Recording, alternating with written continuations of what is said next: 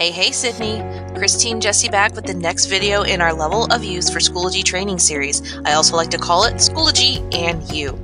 As always, feel free to pause, rewind, and rewatch this and any of the other videos to aid you in learning Schoology. Our focus here will be on adjusting your notification settings to suit your needs. So from here on the landing page, we're going to go up to where we just changed our profile.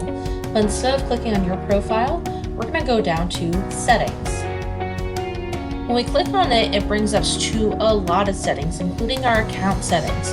You can set your preferred name, and you can also set an alternative email. Right now, we want to focus on notifications, okay?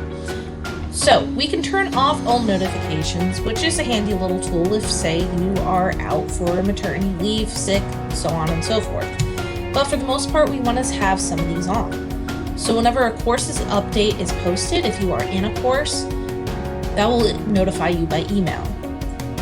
Course comments or updates, assignments, or discussions, which is going to happen a lot if you're using discussions. For the most part, you're probably going to want that off. Comments on my posts, you may want that on, especially if you're still looking for students to go to you. Course content created, course materials overdue. Now for school groups. For our school groups, you're going to want to have some of these on, especially if you have an update or someone comments on your post or somebody else joins the group. It's going to, once again, email you updates. Public groups, these are groups that you have an option of joining. Automatically, Schoology makes all of these off. If you find a group that seems to be really active and tends to fill your mailbox, you may want to leave these off. But if you find a group that's very important and has helped you a lot, feel free to turn some of these on. School update is automatically on, as is the school update comment is off.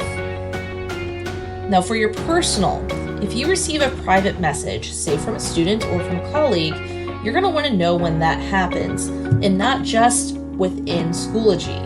So if you get a comment or a question from a student, and especially if we go into online learning again, you're going to want to know when that happens. So I suggest having a lot of these on. Once you adjust having these, you'll notice also up here, there's a send notifications to your phone via text message.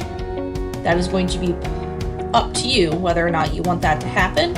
I'm personally going to leave that off. So we're going to save changes. And notifications, when they happen, are going to pop up here at this little bell that's currently highlighted in yellow. When you click on that, notice there's a notifications tab and a requests tab. Neither of these should have anything there quite yet, but they will eventually.